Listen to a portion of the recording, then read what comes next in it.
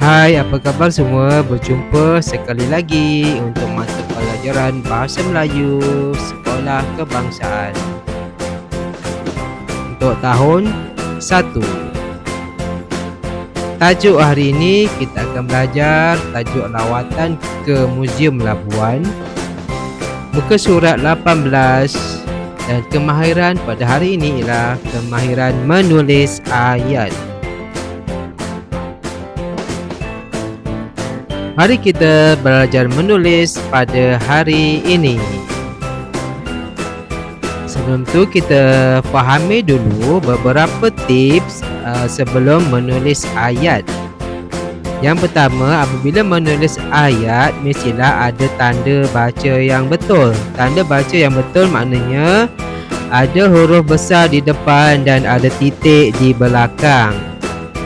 Yang kedua, ejaan yang betul. Yang ketiga, tulisan yang kemas. Dan yang terakhir, ayat yang betul. Maknanya ayat yang tidak terbalik atau yang orang lain susah nak faham. Baik, mari kita kenal pasti beberapa kesalahan-kesalahan yang ada dalam ayat ini. Latihan 1. Semua baca bersama-sama dengan saya. Dia sedang memandu kereta. Apakah kesalahan yang ada dalam ayat ini? Cuba perhatikan kepada 4 tips yang saya berikan tadi. Ya, dia tidak dimulai dengan huruf besar dan tidak ada titik di hujungnya. Sepatutnya ayat yang betul mesti ada huruf besar di depan dan titik di hujung. Latihan seterusnya. Saya mengelap peluh menggunakan tuala. Apakah kesalahan dalam ayat ini? Ya, kesalahannya ialah dari segi ejaan yang salah. Sepatutnya ada 2 G di sini. Menggunakan.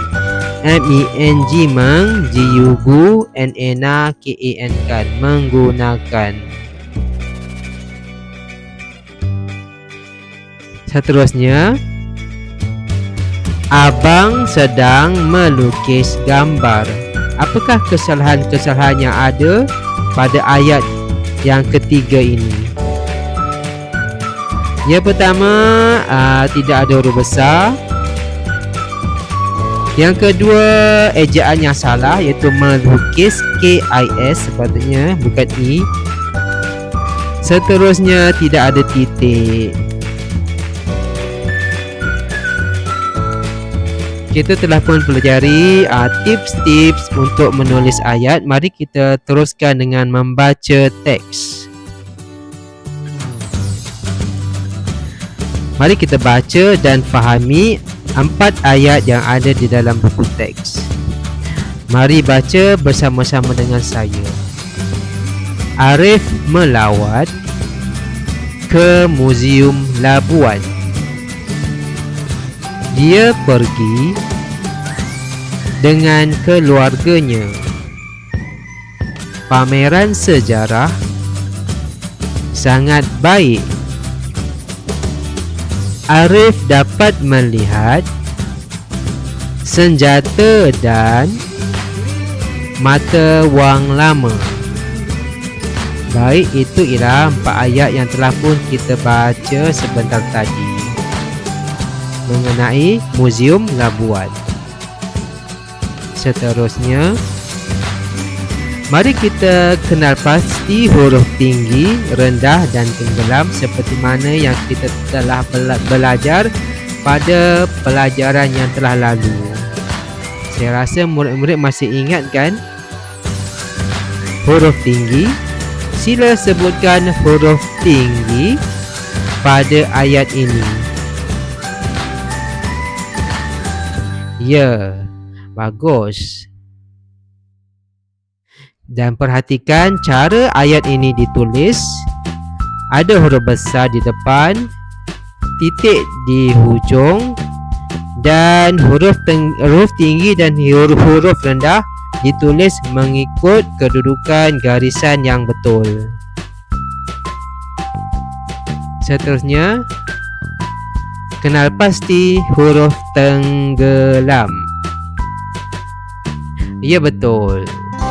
Dan perhatikan juga bagaimana huruf tenggelam ini ditulis. Bermula daripada kawasan biru dan jatuh hingga ke garisan merah di bawah. Ini ialah huruf tenggelam. Seterusnya, kenal pasti pula huruf rendah. Huruf rendah ditulis di dalam garisan biru.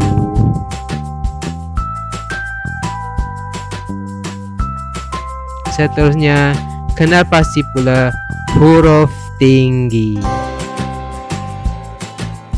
Ya, huruf tinggi ditulis bermula daripada ruang garisan biru dan naik ke atas hingga mencapai garisan merah yang atas.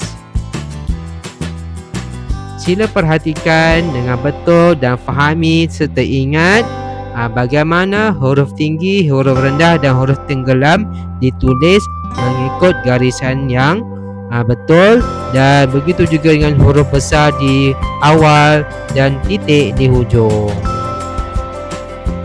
Murid-murid telah pun fahami dan faham cara-cara untuk menulis ayat dengan betul. Seterusnya kita buat latihan di dalam buku aktiviti muka surat atau halaman 20 hingga 22. Untuk aktiviti yang pertama, murid-murid dikehendaki menyalin petikan di atas 4 ayat di atas, 3 ayat di atas, mengikut kedudukan garisan yang betul dalam kedudukan huruf tinggi, rendah dan tenggelam. Sila salin mengikut kedudukan garisan yang betul. Ini ialah contoh penulisan oleh guru.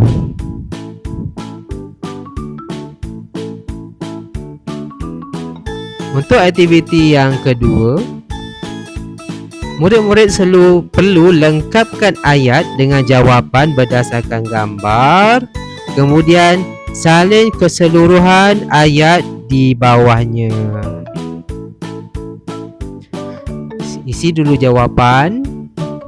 Setelah isi jawapan, murid-murid salin semua petikan di atas di ruangan bawah. Murid-murid boleh lakukan dahulu dan kemudian boleh lakukan semakan pada jawapan selepas ini.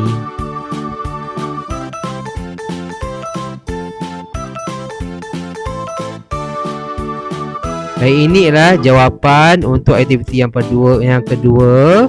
So, jadi murid-murid sila semak jawapan tempat kosong itu.